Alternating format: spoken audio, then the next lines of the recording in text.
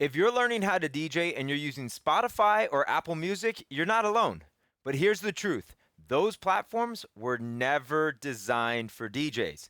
And if you rely on them, it's really going to limit your creativity, your performance, and even your ability to go and get more gigs. I want to save you months, if not years, of frustration. So let's break this down.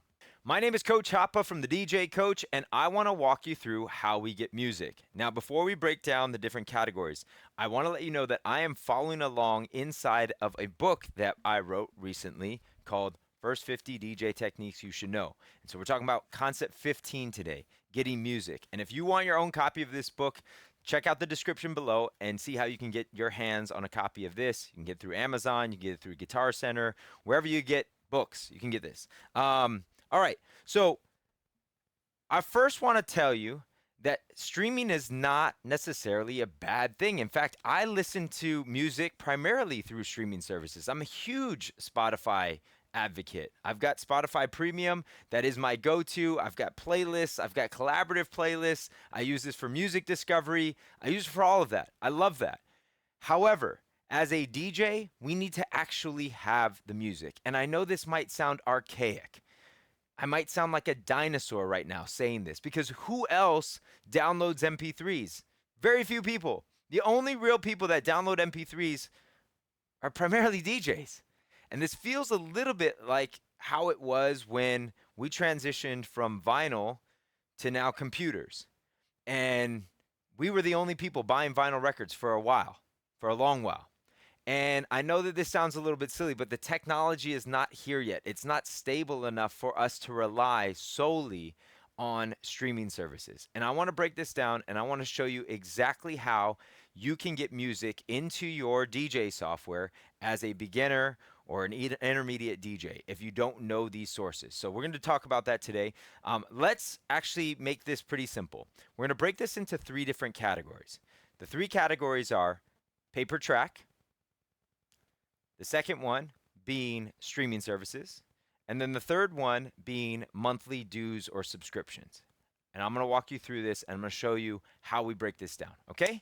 Here we go. Number 1, pay per track. Pay per track is the old school way of getting music, right? So nowadays, at the time of recording this, you can get music still through Apple Music, which used to be called iTunes, and you can pay $1.29 per song. That is still possible.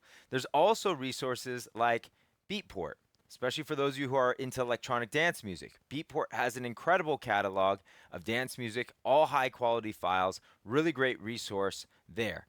Another couple of resources that are out there, TrackSource is another one, and of course Bandcamp and supporting independent DJs is a whole other category of how you can get individual tracks into your library. Now, the problem with pay per track is it gets very expensive over time.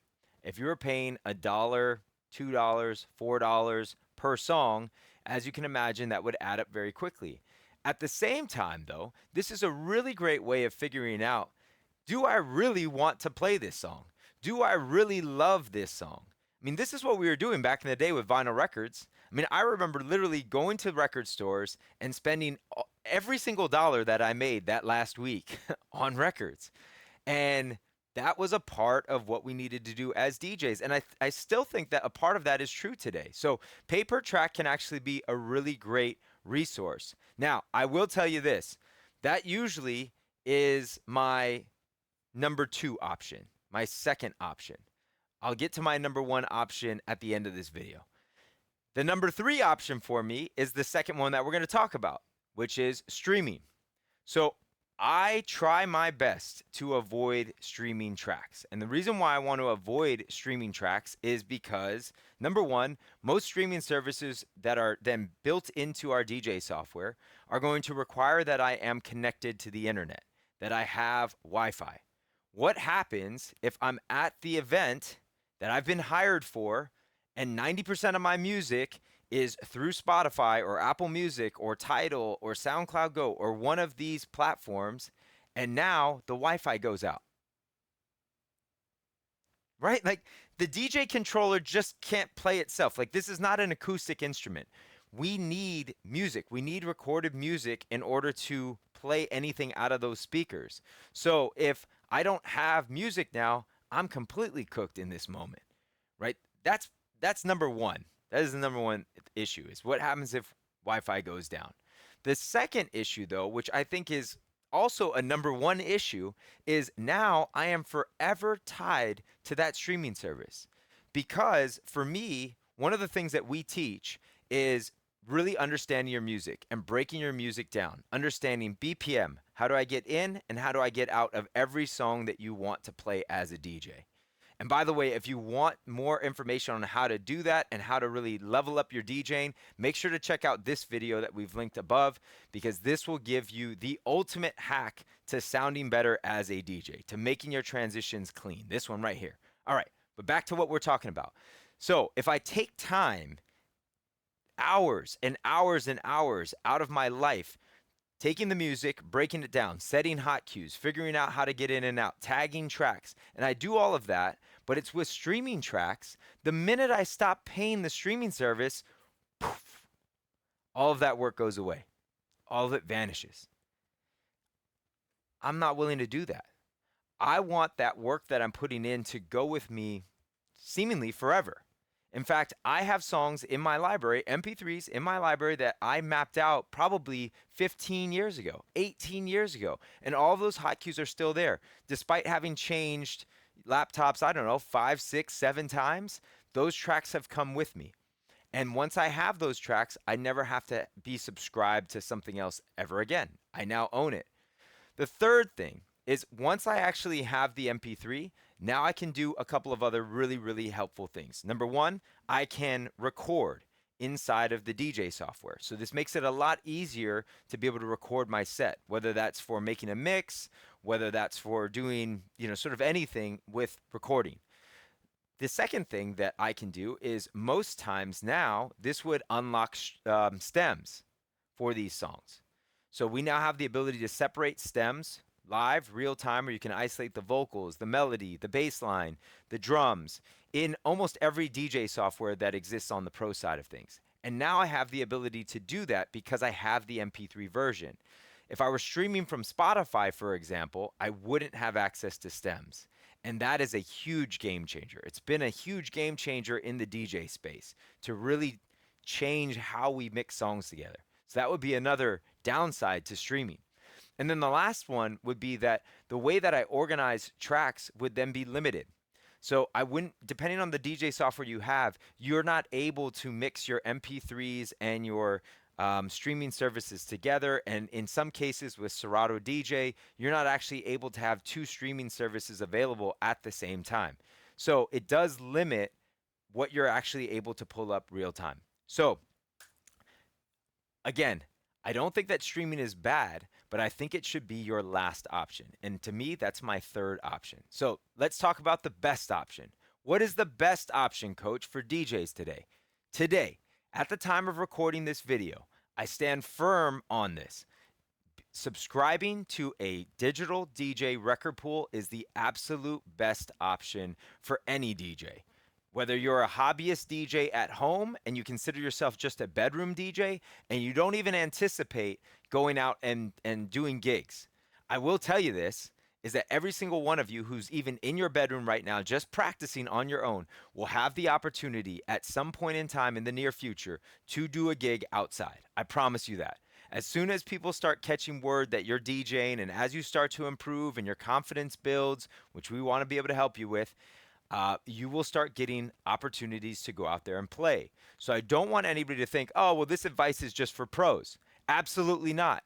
You should start doing this work right now because it's the most efficient way to work. You're now not going to have to redo this work later on, right? Because if you did this all with streaming services and then now you're going to say yes to a gig, you now are going to need to go and find all of those tracks as MP3s and now start to remap them in your software. You can't just copy and paste the hot cues. It's not going to come over like that.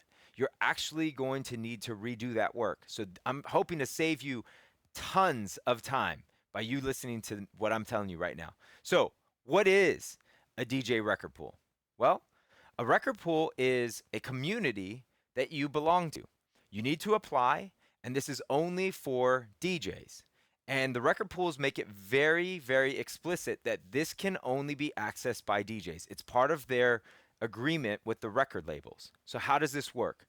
Record labels want their music to be promoted, right? From their artists, music off their label. They want more people listening to this music. And yes, while listening to this on streaming services is great, DJs, our main function is to be able to distribute this music, right? At any given event, there is one person controlling the music, and there might be hundreds or thousands of people, or maybe there's only 3 people listening to the music that's being played. DJs have incredible like sense of control, and we play a vital role in this overall ecosystem. So, record labels want to make sure that the music gets in the hands of the DJs. And that's what the function is of the pool. So, you subscribe to a record pool, you pay a monthly fee. These are your monthly dues, and it could range from $10 a month up to $70, $80 a month. However, what do you get for that? Number one, you're in community with other DJs. Number two, you're getting access to MP3s, high quality MP3s that you can download. Some pools function a little bit differently. Some of them do things based off of credits, others, it's unlimited. Each pool has a little bit different of a setup, but you'll find the one that's the right fit for you. And then once you are subscribed, you can go through, you can listen to music ahead of time, and then you can download the tracks that you need. Again, they're high quality files. Many of them come with instrumental intros, extended versions that make the tracks easier to mix. Many of them also come with both clean and dirty versions. You'll also see tracks that maybe are songs that you'll never find on an actual streaming service or anywhere else for that matter. So another DJ has maybe made a remix, like an unofficial remix or a mashup or some type of a tool that they want to be able to share with other DJs. Now, here's the real benefit here too. This is not just user-generated content purely, where everybody's just able to upload whatever they want. That would be a real mess, right? You'd be sifting through all sorts of things in order to find something that you actually liked or something that would actually be useful. Instead, these are curated record pools. So there is a team of DJs and producers on each one of these record pool staff that is scanning things. They are making different edits of songs that are popular. They are putting things into different playlists and curating lists for DJs. And this is made by DJs for DJs. So this is a really great resource for you. Now, when you really think about it and you start to add this up, yes, there's a monthly fee to this, but the benefit that you get out of this is huge. In fact, still to this day, 85 to 90% of my library still comes from record pools because that's what I need. One other benefit here is once you've downloaded the music and you've downloaded that onto your machine, this is not like a streaming service where you're just renting the song. You now have that music. So if you felt like the record pool was just not the right fit for you, or you wanted to try a different record pool, if you were to cancel your subscription and move on to something else, you would still have all of those files. This is incredibly important because now they're yours. And now you're building up your library piece by piece, step by step. So we're going to go ahead and put up a couple of links here, and you'll see them in the description below of some of the different record pools that are out there. I encourage you to be able to do some of your own research, find some pools that you really resonate with, and find something that you feel like would be helpful for you. But this is absolutely critical. I do not want you wasting your time with the streaming services as your primary musical source. So let me give you some practical next steps. Number one, I want you to do a search for DJ record pools. I want you to take a look at 3, 4, 5 different record pools. And then I want you to make a decision. This part is critical. I want you to decide. Make a decision on one pool to start with. You'll fill out the application. And I know some of you will maybe get scared off initially because they're asking you all sorts of questions that are, where do you play? Where's your residency? And things like that. You can fill this out as honestly as possible. They just want to make sure that you're not some person that's going to take this and then start selling the music or setting up a different store or something like that. They want to make sure that you're an actual DJ or an aspiring DJ. You qualify by being a student, right? So I want you to fill that out. I want you to pick one record pool. I then want you to get into the record pool and I want you to start digging around. Now, digging through a record pool is a little bit different than going to Spotify or going to other places. Like, yes, you can type things into the search bar, but I also want you to just dig into some of the different lists, some of the different genres. Look at some of the playlists that have been curated inside of that record pool. Start to click around. Listen to things that you may not have ever heard of before, but listen to it just to get an idea. And then I want you to start downloading music. Now, this is important too. Don't just start downloading everything. I know what you might be thinking. It's like, well, but coach, it says unlimited downloads. I'm just gonna download everything. Don't do that, because a part of our next steps are we need to break that music down. We got to figure out, when would we play this? Or actually, would we play this at all? And then when would we play this? And then how do I get in and out of those songs? How do I set those hot cues? So you can imagine, if you've downloaded a whole bunch of things that you didn't even listen to, you're now going to have a bigger mess on your hands. So I want you to be very selective about what you're listening to. Most record pools have a little preview player. You can listen to the track, bounce around in it, see if you'll like it, then download it. The nice thing, though, is that you'll probably have more than enough credits or the ability to download without having to worry about paying $1.29 every time you hit download. What I want you to do is I want you to download some tracks. And by the way, one of the benefits of being inside the record pool is the record pool will also show you what the BPM of the song is. So I'd actually like for you to start to download some songs that are within the same BPM range, just so you can really start practicing mixing these songs together and building up your library in these particular BPM ranges. They don't necessarily need to be the same genre, but you could do that as well, is center around a particular genre and start downloading in that space too. I know that this was a lot of information. I know I might have shattered some of your some of your dreams of just being able to have access to every single song ever while you're DJing, but that's not ideal. When we are actually performing, we want to have more limited lists, and it's not about quantity. It's really about quality. It's about the quality of the tracks. It's about how well you know the music. And by the way, if you enjoyed this video and you're ready for the next step, make sure to watch this video here where we break down how to actually take the songs that you've downloaded and start mapping them out so that you can build confidence as a DJ. I'll see you on the next one.